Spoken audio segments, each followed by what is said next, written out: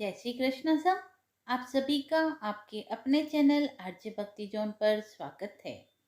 आइए जानते हैं इंदिरा एकादशी के पारण का समय व इंदिरा एकादशी के व्रत की कथा। सनातन शास्त्र में एकादशी तिथि का विशेष महत्व है। इस दिन जगत के पालनहार भगवान विष्णु और माता लक्ष्मी की पूजा अर्चना करने का विधान है। साथ ही व्रत भी रखा जाता है। अश्विन माह के कृष्ण पक्ष में इंदिरा एकादशी मनाई जाती है और ऐसा माना जाता है कि इंदिरा एकादशी का व्रत करने से पितरों को मुक्ति प्राप्त होती है व साथ ही मनुष्य के पाप भी नष्ट हो जाते हैं। अतः जिन्होंने भी इंदिरा एकादशी का व्रत रखा है उनके लिए व्रत का पालन करना आवश्यक है, क्योंकि व्रत के पारण के बिना व्रत का पूर्ण फल प्राप्त नहीं होता है। इसीलिए शुभ मुहूर्त में व्रत का पारण करना आवश्यक है। वैदिक पंचांग के अनुसार व्रत पारण करने का शुभ मुहूर्त 18 सितंबर को सुबह 6:07 से लेकर 8:34 तक रहेगा। इस दौरान किसी भी समय व्रत का पारण किया जा सकता है। आइए अब सुनते हैं पारण की कथा। क्या आप जानते हैं, यदि एकादशी व्रत का पारण सही समय और विधि से न किया जाए तो पूरे व्रत का फल व्यर्थ हो जाता है। आइए जाने एकादशी पारण की महत्वपूर्ण कथा और सही पारण विधि, ताकि हमारा व्रत पूर्ण रूप से फलदायी हो। शास्त्र कहते हैं, पारणम न कुर्यादिति द्वादश्याम तरिहि निष्फलम व्रतम, अर्थात यदि द्वादशी के दिन पारण नहीं किया तो व्रत का फल नष्ट हो जाता है। एकादशी व्रत की एक ऐसी अनसुनी कथा जो भरोसे, त्याग और भगवान की कृपा से भरी है। आइए प्रेम से बोले जय श्री हरि और कथा को प्रारंभ करें। बहुत समय पहले की बात है। एक छोटे से गांव में भानु नाम की एक स्त्री रहती थी। वह बहुत सीधी सादी व बड़ी श्रद्धावान थी। उसका जीवन कठिनाइयों से भरा था, लेकिन उसका विश्वास भगवान विष्णु में अडिग था। हर एकादशी को वह पूरे नियम से व्रत करती और एकादशी का व्रत वो तो मानो उसका जीवन बन चुका था। ना अन्न ना जल, बस हरि नाम और आंखों में प्रभु की छवि। बस ऐसे ही वह विष्णु भगवान की अडिग भक्ति करते हुए एकादशी का व्रत करती थी। एक साल की बात है। उस बार एकादशी के व्रत में भानु ने मन ही मन सोचा, हे प्रभु, इस बार व्रत तो करूंगी, पर पारण तभी करूंगी जब आपकी कोई सीधी झलक मुझे मिल जाएगी। एकादशी का व्रत उसने पूरी श्रद्धा से किया।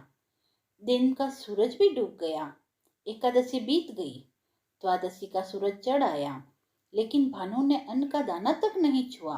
लोगों ने भानु से कहा, भानु, द्वादशी निकल रही है, व्रत का पारण कर लो, वरना व्रत अधूरा रह जाएगा।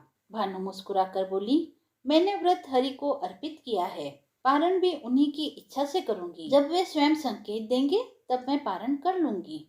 तभी दोपहर के समय में एक साधु वेशधारी व्रत उसके द्वार पर आए। उनके शरीर से दिव्य प्रकाश विस्फुटित हो रहा था। उन्होंने कहा, बेटी, बहुत भूख लगी है, क्या कुछ खाने को मिलेगा? भानु की आंखें भर आई। उसने उन्हें आदर से बैठाया, चरण धोए और प्रेम से कहा, स्वामी, मेरे लिए यह परम सौभाग्य की बात है। यह भोजन व्रत पारण का नहीं, प्रभु को समर्पण का है। उसने तुलसी डाली हुई खीर, फल और गंगा जल साधु को अर्पण किया। जैसे ही उस साधु ने पहला ग्रास खाया, उसके मुख से आशीर्वाद निकला, तो धन्य है भानु, तूने न सिर्फ एकादशी का व्रत पूर्ण किया, बल्कि व्रत के पारण को भी प्रभु को अर्पण कर दिया।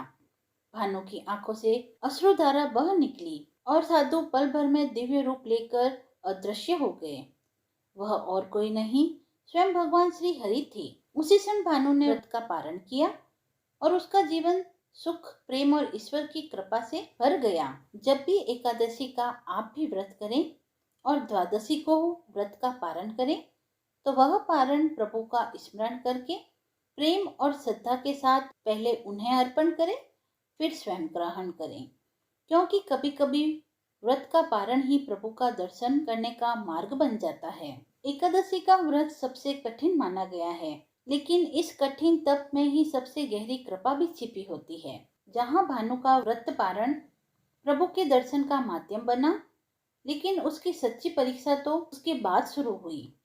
पारण के बाद जब प्रभु अंतर्ध्यान हो गए तो भानु के मन में जो शांति थी वो शब्दों में नहीं कही जा सकती थी। लेकिन जब प्रभु की कृपा मिलती है तो साथ में अग्नि परीक्षा भी आती है। उस रात भानु स्वप्न में भगवान विष्णु को देखती है। प्रभु कहते हैं, भानु, तेरे प्रेम और संकल्प से मैं प्रसन्न हूँ, लेकिन अब समय है कि तू मेरी एक और सेवा करे। एक विधवा ब्राह्मणी है जो दुख और भूख से व्याकुल है। उसे तुम्हारी सहायता की आवश्यकता है। अगर तू उसकी मदद करती है तो तेरा यह व्रत संपूर्ण फल देगा। भानु ने सुबह होते ही रोटी, गुड़ और जल एक पोटली में बांधा और चल पड़ी उस विधवा ब्राह्मणी को खोजने। रास्ते में कांटों से पैर लहूलुहान हो गए। सूरज सिर पर आ गया, लेकिन भानु नहीं रुकी। आखिर उसे एक सूखे पेड़ के नीचे एक वृद्धा बैठी मिली, जिसके काली झाइयां थी, आंखों में आंसू थे। भानु ने पोटली खोलकर उन्हें सब कुछ अर्पण कर दिया और उनके पैरों में सिर रख दिया। वृद्धा कुछ पल शांत रही, फिर बोली, तू सच में वही भानु है जो हरि की प्रिय भक्त है। आज तूने भूख को हराया, प्यास को हराया और सबसे बड़ी बात, स्वार्थ को हराया। फिर जैसे ही भानु ने आंखें खोली तो वह वृद्धा रूपांतरण होकर माँ लक्ष्मी बन गई। उनके मुख पर दिव्य तेज था। माँ लक्ष्मी ने कहा, जहाँ केवल हरि की पूजा होती है वहाँ धन आता है, लेकिन जहाँ सेवा होती है वहाँ मेरा वास होता है। आज से तेरा घर ना कभी अन्न से खाली होगा, ना प्रेम से। भानु की आंखों में फिर आंसू आ गए, लेकिन इस बार वो आंसू कृपा के थे। भानु ने अपने एकादशी व्रत का पारण प्रभु को अर्पित करके खुद को धन्य बना लिया। फिर उसने माँ लक्ष्मी की सेवा कर अग्नि परीक्षा भी उत्तीर्ण कर ली। लेकिन एक बात सदा याद रखनी चाहिए, जहाँ ईश्वर की कृपा होती है वहाँ ईर्ष्या की आंधी भी आती ही है। जब भानु के आंगन में खुशियाँ आई, हर सुबह तुलसी चौरे में घी की बाती जलती और घर में अन्न और मिठास भर गए, तो कुछ औरतों को यह सब देखकर आश्चर्य भी हुआ और ईर्ष्या भी। वे कानों में फुसफुसाने लगी, अरे यह भानु, इसका घर तो पहले सूखा पड़ा था, अब देखो कैसे राजा महाराजाओं जैसी शांति है। कुछ तो माया है इसकी व्रतों में, कौन जानता है यह सब दिखावा हो। एक दिन कुछ औरतें भानु के घर आई और बोली, बहन, हम भी व्रत करेंगे, एकादशी का पारण वैसे ही करेंगे जैसे तुमने किया, बिना अन्न बिना जल, और पारण भी तभी करेंगे जब हमें ईश्वर के दर्शन होंगे। भानु मुस्कुराई, लेकिन वह जानती थी ईश्वर दिखावे से नहीं, सच्चे भाव से आते हैं। उन्होंने व्रत तो किया, लेकिन दिन भर सब काम करती रही, मन में निंदा और तुलना चलती रही, और द्वादशी की सुबह आते आते सबके चेहरे पीले पड़ गए। अब भूख से व्याकुल होकर वे भानु के पास पहुंची और बोली, हमसे यह व्रत नहीं होगा, ना दर्शन हुए ना ही कृपा। तूने क्या मंत्र पढ़ा था? भानु ने बड़ी ही शांत और प्यारी आवाज में कहा, भानु मंत्र कोई नहीं, बस एक बात थी। मैंने अपनी आत्मा से प्रेम किया, ईश्वर से, और ईश्वर के लिए अर्पण किया खुद को। जब व्रत को केवल फल पाने का माध्यम नहीं, ईश्वर से मिलने का हेतु बनाया जाता है, तभी प्रभु द्वार पर आकर दर्शन देते हैं। उसी क्षण गांव की सारी स्त्रियां उसके चरणों में बैठ गई। भानु ने उन्हें गले लगाया और कहा, अब चलो सब मिलकर इस द्वादशी का पारण करते हैं। हर ग्रास में नाम लो, हरि हरि हरि, और ईश्वर को आमंत्रित करो। अपने मन में वो पहली बार था जब पूरे गांव की स्त्रियां एक साथ एकादशी व्रत का पारण कर रही थी। वो भोजन नहीं था, वह तो प्रसाद। वो साथ बैठना नहीं था, वह था संगति और साधना। और उसी शाम गांव के मंदिर की घंटियां अपने आप बजने लगी और वहां की मूर्ति में सुगंध आने लगी। गांव के बुजुर्ग बोले, आज गांव धन्य हो गया। भानु जैसी नारी के कारण ईश्वर ने हमारे गांव को भी छू लिया है। आप भी जब व्रत का पारण करें तब एक संकल्प करें, हे प्रभु, यह अन्न मेरे शरीर के लिए नहीं, यह आपकी सेवा के लिए एक माध्यम है, और यह व्रत मेरा नहीं, आपकी कृपा का साधन है। आइए अब जानते हैं पारण की विधि। पारण का अर्थ व्रत को समाप्त करना है, यानी द्वादशी तिथि में व्रती अन्न फल आदि ग्रहण करके उपवास का समापन करे। गरुड़ पुराण और हरि भक्ति विलास में पारण का विशेष उल्लेख मिलता है। द्वादश्याम यह न करुते पारणम विधि पूर्वकम तस्य व्रतम निष्फलम स्यातः यद्यपि भक्ति पूर्वकम। अर्थात जो व्यक्ति द्वादशी में पारण नहीं करता उसका व्रत निष्फल हो जाता है, चाहे उसने कितना भी भक्ति पूर्वक व्रत किया हो। द्वादशी तिथि में सूर्योदय के बाद पारण करें। प्रातः स्नान करके विष्णु भगवान की पूजा करें। तुलसी, पीले फूल और नैवेद्य अर्पित करें। शुद्ध जल से हाथ पैर धोकर भगवान विष्णु की पूजा करें। उसके पश्चात पारण करें। पारण में सबसे पहले तुलसी का पत्ता या जल मिश्रित तुलसी लें। फिर फल, दूध या हल्का सात्विक भोजन करें। भगवान श्री हरि विष्णु का ध्यान करें। गाय, ब्राह्मण या जरूरतमंद को दान दें। मन, वचन और कर्म में शुद्धता बनाए रखें। तो अगली बार जब आप एकादशी का व्रत करें तो न केवल श्रद्धा से उपवास रखें बल्कि सही समय पर पारण करके उसे पूर्ण भी करें, क्योंकि संकल्प तभी सार्थक होता है जब उसका समापन भी शास्त्रों के अनुकूल हो। आइए अब सुनते हैं तुलसी माता की कथा। एक कन्या थी।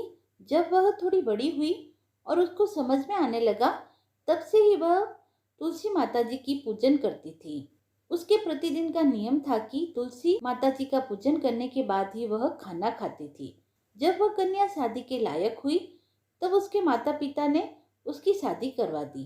कन्या को उसके माता पिता ने दहेज में भी एक तुलसी का गमला दिया। ससुराल में वह प्रतिदिन सवेरे उठते ही पूजा करती, फिर उसके बाद ही खाना खाने बैठती थी। उसकी 2 जेठानियां थी।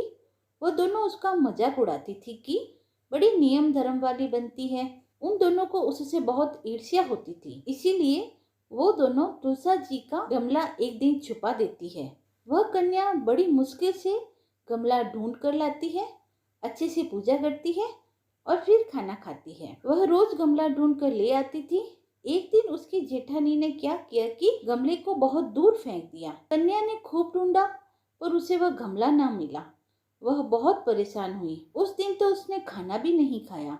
उसका नियम जो था कि वह तुलसा जी की पूजा करने के बाद ही खाना खाती थी। उस कन्या की सच्ची भक्ति को देखकर तुलसी माता उससे बहुत प्रसन्न हुई और उसके कमरे में तुलसी माता का गमला प्रकट हो गया। अगले दिन सुबह जब वह उठी तो क्या देखती है कि उसके खाट के चारों कोनों पर तुलसी माता का गमला आ गया है। यह देखकर वह बहुत प्रसन्न होती है कि अब मेरी तुलसी माता को कोई चुरा नहीं सकेगा। पूजन करने के लिए भी कहीं और जाना नहीं पड़ेगा और कोई भी तुलसी माता को फेंक भी नहीं सकेगा। वह तो जल्दी से उठकर स्नान करती है और तुलसी माता की पूजन कर लेती है।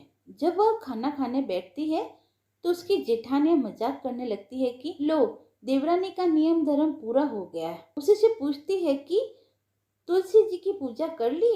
देवरानी धीरे से बोलती है, हाँ कर ली।